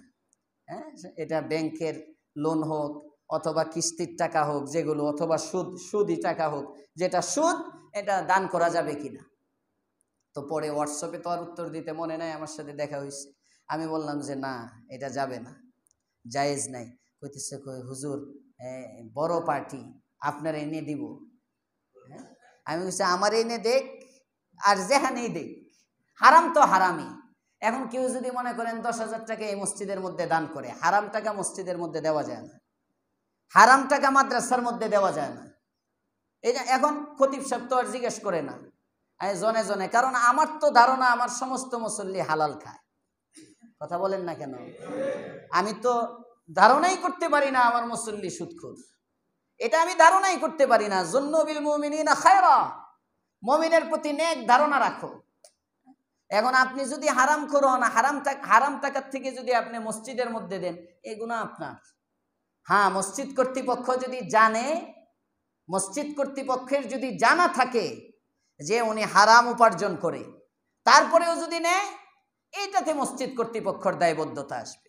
মাদ্রাসাওয়ালারা যদি জানে, আমার জানা মতে আমি কোনো হারামখোরের টাকা নিই না মাদ্রাসায়, আর দেও না, এটি তো আসেও না, এরপরেও যদি লুকায়া কিছু এমন ইমানদার সুফি সাহেব থাকে, হ্যাঁ, মাদ্রাসায় এটা জানায় দিবেন। আপনি যদি হারামের টাকাও দেন, সুদের টাকা, আপনি ব্যাংকের মধ্যে 15 লক্ষ টাকা আপনি ওই অ্যাকাউন্টে রাখছেন, মাসআলা কি, অ্যাকাউন্টে আপনি 15 লাখ টাকা রাখছেন, সুদ তো আসবেই, কথার কথা। এবং মুফতি এনে কেরাম বলেন সুদটা তুমি ছাইরো না, সুদটা তুমি উঠাও, সুদ উঠাইবেন, সুদের টাকা উঠাবেন। কারণ আপনি যদি ব্যাংকে দিয়ে দেন, না উঠান, তাহলে ব্যাংক এটার থেকে আরো সুদ বাড়াবে নাকি। এই যে ব্যাংকের ম্যানেজার সাহেব তো আছে, এরকম না নিয়ম? তো বাড়বই যখন, বাস আমার সুদটা আমারে দিয়ে দাও। ব্যাংকে আপনার 10 লাখ টাকা জমা আছে, যে সুদ আসে এই সুদটা আপনি নেন। নেওয়ার পরে করণীয় কি? নেওয়ার পরে মাসআলা হলো সওয়াবের নিয়ত ছাড়া যাকাতের খাতে আপনি দান করে দেন। এজন্য মসজিদের কোনো কাজেই সুদের টাকা, হারাম টাকা লাগানো যাবে না, এই মাসলা মনে রাখেন। তবে যদি কারো হারাম টাকা থাকে, এটা না জানায় হুজুরকে দিবেন না। মাদ্রাসায় সুদের টাকা ব্যবহার করা জায়েজ আছে। জায়েজের অপশনটা কোথায়? ওই যে জাকাত ফান্ড আছে, যে মাদ্রাসার জাকাত ফান্ড, মাদ্রাসায় রমজানে যে আপনারা জাকাতের টাকা দেন, বুঝতেছেন আমার কথা? বুঝতেছেন? জাকাত ফান্ড, এই জাকাত ফান্ডের মধ্যে সওয়াবের নিয়ত ছাড়া আপনি সওয়াবের নিয়ত করতে পারবেন না। ওই জাকাত ফান্ডে যদি এটা মাদ্রাসায় চাউল কিনা গরিবদেরকে খাওয়ায় দেয়, ডাল কিনা গরিবদেরকে খাওয়ায় দেয়, একটা খাসি কিনা জাকাতের উপযুক্ত ছাড়া তাদেরকে যদি খাওয়ায় দেয়, এটা জায়েজ আছে। এই জন্য এখন আপনি দিলেন, হুজুররা বললেন, জিজ্ঞেস করলো এটা কি জাকাতের, আপনি বললেন না, তো হুজুর মনে করলো এটা সাধারণ দান, সাধারণ দানের রিসিট আপনাকে দিল। সাধারণ দানের টাকাটা মাদ্রাসার মধ্যে উস্তাদদের বেতনের মধ্যে ব্যবহার হয়। সাধারণ দানের টাকাটা মাদ্রাসার মধ্যে নির্মাণ, কনস্ট্রাকশন, জমি সম্প্রসারণ, জমি কিনা, বিল্ডিং বানানো, ফ্যান কিনা, লাইট কিনা ইত্যাদি কাজে ব্যবহার হয়। আর জাকাত ফান্ডের টাকাটা, এটা শুধু গরিব ছাত্রদের চিকিৎসা, গরিব ছাত্রদের জামা কাপড় বানায় দেওয়া, গরিব ছাত্রদের থাকা খাওয়া, গরিব ছাত্রদের কিতাব কিনে দেওয়া, ওষুধ দরকার ওষুধ কিনে দেওয়া, এই সমস্ত কাজে আপনাদের জাকাত ফান্ডের টাকাটা ব্যবহার হয়। এই জন্য কেউ যদি কখনো হারাম টাকা দান করেন মাদ্রাসায়, আপনাকে দান করতে নিষেধ করি না, আপনি লজ্জা ভাঙ্গা বলে দিবেন, এটা লজ্জার কিছু নাই। আপনি বলবেন যে হুজুর আমার এক মুসল্লি আছেন, উনি ব্যাংকে টাকা আছে, উনি মাঝে মাঝে ওই আবু সাইদের মাধ্যমেও দেয়, আমার কাছে পাঠায়, সরাসরি আমাকে দেয়, উনি বলে দেয় এটা আমার ব্যাংকের ওই টাকা, এটা বললে আমি বুঝি। বারবার আর ওই শব্দটা বলে না, বলে এটা ওই টাকা, তো আমি বুঝি, তখন তাকে রিসিটের মধ্যে ওইটা লিখে দিই, ব্যাংকের ইয়া বাবদ এটা লিখে, বাস ওইটা ওই যে বাথরুম টাইলস করছি, গিয়ে দেখবেন কি সুন্দর টাইলস। হ্যাঁ, ওই যে আমার মাদ্রাসার 2 পাশে যে টয়লেট ছিল, হ্যাঁ, সুন্দর করে নিচতলা টাইলস করে ফেলছি, দোতলাও এখন টাইলস হয়ে গেছে, কিছু ঋণ টিন আছে এখনো পরিশোধ হয় নাই, ইনশাল্লাহ আরো কিছু সুদের টাকা এলে পরিশোধ হয়ে যাবে। বুঝতেছেন? মাসআলা বুঝছেন? কিন্তু আপনি জানাইয়া দিবেন, না জানাইয়া দিলে তো আপনার নিজেও গুনাহগার হইলেন, আরেকজনকে গুনার ভাগী করলেন। এটা না, সব কাজের মধ্যে স্বচ্ছতা রাখবেন। পারবেন তো ইনশাআল্লাহ? কারণ মরতে সবার হইব, এজন্য স্বচ্ছ জিন্দিগি, জিন্দিগির মধ্যে কোনো ভেজাল নাই, ছয় নয় নাই, একেবারে একুরেট জিন্দিগি আল্লাহ আমাদেরকে দান করেন, বলেন আমিন। ওরা হিলা করে, ওরা কি করে? হিলা করে। হিলাটা কি? ওই আটকায় রাখে মাছগুলো। আল্লাহ তাআলা বলেন ওয়ালাকাদ আলিমতুমুল্লাযীনা আতাদাউ মিনকুম ফিস সাবতি, শনিবার সম্পর্কে যারা হিলা করে এদের মধ্যে তিন শ্রেণী। এক শ্রেণী হিলা করে, আরেক শ্রেণী হিলা করে না তবে বাধাও দেয় না, আরেক শ্রেণী নিজেরা হিলা করেও না তবে বাধা প্রদান করে। কয় শ্রেণী ছিল? তিন শ্রেণী। বনি ইসরাইলের তিন শ্রেণী। যে শ্রেণীটা হিলা করে না, বাধা প্রদান করে, তাদের সংখ্যা ছিল 12,000। তাদের সংখ্যা কত? 12,000। বাকি সব ছিল হিলা করে কিংবা হিলা করে না তবে বাধা প্রদান করে না, মানে হিলাকে সমর্থন করে। এমন কিছু মুসলমান আছে না নাই? আমি খারাপ না কিন্তু খারাপকে সমর্থন করি। গান বাজনা আমি নিজে করি না কিন্তু পাশেরটা হইলে একটু শুনি। বন্ধ করার আওয়াজও উঠাই না। এক বিল্ডিং এর মধ্যে থাকে 10 জন, 9 জন ভাড়াটিয়াই মুসলমান দিনদার একদম পরহেজগার, 9 জন ভাড়াটিয়াই গানের বিপক্ষে, একজন মনে করেন শুধু গানের পক্ষে। সে অনুষ্ঠানের সময় আপনার পুরা বিল্ডিং এর মধ্যে বক্স নিয়ে এসে গান বাদ্য বাজনা করে, আপনি একটু আওয়াজও করতে পারেন না। 9 জন যদি একজোট থাকে, একজন আবার ডেস্ক বাজায় কিভাবে? কিভাবে বাজায়? কারণ আমরা ওই যে মুনমুন তালামু হজম করি, কিছু বলাই না, না আমার ইমান আমার কাছে না, মাঝে মাঝে কিছু আওয়াজ তুলতে হয়। গোয়াল টেকের মধ্যে বদ্দিন বেশি না দিনদার বেশি? কথা বলেন না কেন? দিনদার বেশি, এর মধ্যে কোনো সন্দেহ নাই। গানের পক্ষের লোক বেশি না বিপক্ষের লোক বেশি? বিপক্ষের লোক বেশি। শুধু সাহস করে যদি আওয়াজ উঠাইতেন আপনারা, গোয়াল টেকের মধ্যে কোনো গান বাজনের সাহস কেউ পাইত না। শুধু যদি আওয়াজ উঠাইতো বাড়িওয়ালারা, আওয়াজটাই নেই। কারণ কি? আমি তো করতে পারি না, তো শুনতে তো পারি, শুনতে তো পারি। বাচ্চারা করুক আমি কিছু শুনি, বাচ্চারা করুক আমি কিছু শুনি। গজব আসলে কিন্তু শোনাইবো আল্লাহ তাআলা। এই যখন 12,000 ছিল তারা বাধা প্রদান করত, আর বাকি সব আল্লাহ পাক রব্বুল আলামিন বলেন ওয়ালাকাদ আলিমতুম, তোমরা নিশ্চয়ই জানো, আল্লাযীনা তাদাউ মিনকুম ফিস সাবতি, তোমাদের মধ্যে যারা শনিবার সম্পর্কে, শনিবারের মধ্যে জুলুম করেছিল, সীমা লঙ্ঘন করেছিল, ফাকুলনা লাহুম কুনু কিরাদাতান খাসিইন, হঠাৎ করে একদিন আমি আল্লাহ তাআলা বললাম এই বানর হয়ে যা, সাথে সাথে এটি বানর হয়ে গেছে। নাউজুবিল্লাহ বলবেন না? মুফাসসিরিনে কেরাম বলেন কিছু শকর হইছে, কিছু বানর হইছে। মানে আল্লাহ তাআলা রাসূলের জামানার ইহুদি যারা নবীকে মানে না, তাদেরকে ইতিহাস স্মরণ করাইতেছেন, তোমাদের পূর্বপুরুষকে যে আল্লাহ বানর বানাইতে পারছেন, তোমাদের পূর্বপুরুষকে যে আল্লাহ শকর বানাইতে পারছেন, ওই আল্লাহ এখনো আছেন, বললে তোমরাও হয়ে যাইবা। সাবধান, সাবধান। ফাজআলনাহা নাকালান লিমা বাইনা ইয়াদাইহা ওয়া মা খালফাহা ওয়া মাউইযাতান লিল মুত্তাকিন। সুবহানাল্লাহ। আল্লাহ তাআলা বলেন এই শাস্তিটাকে আমি বানাইলাম নিদর্শন, ইবরত, শিক্ষা। নাকাল, ফাজআলনাহা নাকালান লিমা বাইনা ইয়াদাইহা, যারা ওই সময় প্রত্যক্ষদর্শী ছিল, আযাব দেওয়ার সময় যারা এই আযাবটা দেখেছে তাদের জন্য এটা শিক্ষা, ওয়া মা খালফাহা, তাদের পরে কিয়ামত পর্যন্ত যারা আসবে তাদের জন্য এই আযাবটা শিক্ষা, ওয়া মাউইযাতান লিল মুত্তাকিন, আর যারা আল্লাহ ভীরু তাদের জন্য এটা উপদেশ। সুবহানাল্লাহ। তাহলে এখান থেকে আমরা পাইলাম আযাব থেকে শিক্ষা নিতে হয়, ইবরত। এই 5ই আগস্টের আযাব থেকে রাজনীতিবিদদের জন্য শিক্ষা। যে রাজনীতিবিদই জুলুম করবে সেই প্লাস হবে। হ্যাঁ, প্লাস হবে না মাইনাস হবে? সাবধান। হ্যাঁ, আগের নেত্রী বক্তৃতা দিত, শেখ হাসিনা বক্তৃতার মধ্যে বলতো দেবীর আশীর্বাদে বাম্পার ফলন হয়েছে। একবার বলছিল প্রথম ক্ষমতায় আসার পরে, তখন আমি ছাত্র, দেবী দুর্গার আশীর্বাদে এবছর বাম্পার ফলন। এখনকার নেতারাও মাশাআল্লাহ কাছাকাছি, যে ওনার বাণীটা এটা শুধু হিন্দু ধর্মেও অবলম্বীদের জন্য বাণী নয়, এই বাণী এটা গোটা মানব জাতির জন্য বাণী। নাউজুবিল্লাহ পরশুদিন বলেন মুসলমানের আকীদা, ওরাও যেদিকে গেছে এরাও এদিকেই যে। আল্লাহ হেফাজত করুক, বলেন আমিন। হেদায়েত দান করুক, বলেন আমিন। এই জন্য বিপদ থেকে কি করতে হয়? শিক্ষা নিতে হয়। বিপদ থেকে কি করতে হয়? শিক্ষা নিতে হয়। যে জাতি কোনো ইতিহাস থেকে শিক্ষা নেয় না, এই জাতির জন্য পতন অনিবার্য। এই জাতি আগে বাড়তে পারে না। আল্লাহ পাক রব্বুল আলামিন আমাদেরকে ইতিহাস থেকে শিক্ষা নেওয়ার তৌফিক দেন, বলেন আমিন। এরপরের আয়াতে আল্লাহ পাক বলতেছেন, স্মরণ করো ওই সময়ের কথা। কষ্ট হইতেছে আপনাদের? স্মরণ করো ওই সময়ের কথা।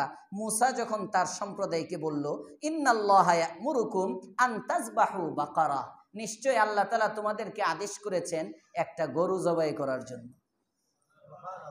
এই বাকারার জন্যই সূরা বাকারা, এটাই হলো সূরা বাকারার মূল। কোন প্রেক্ষাপটে, কেন আল্লাহ পাক রব্বুল আলামিন গরু জবাই করতে বললেন? গরুটা কেমন ছিল? কোথায় গরুটা পাওয়া গেল? এই গরুটা ওই ব্যক্তির কাছেই কেন পাওয়া গেল? অন্য ব্যক্তিদের কাছে খোঁজ করে পাওয়া গেল না কেন? গরুটা কি বিনিময় দিয়ে কিনা হলো? গরু জবাই করার পরে কি হলো? ইনশাআল্লাহ এগুলোর জবাব নিয়ে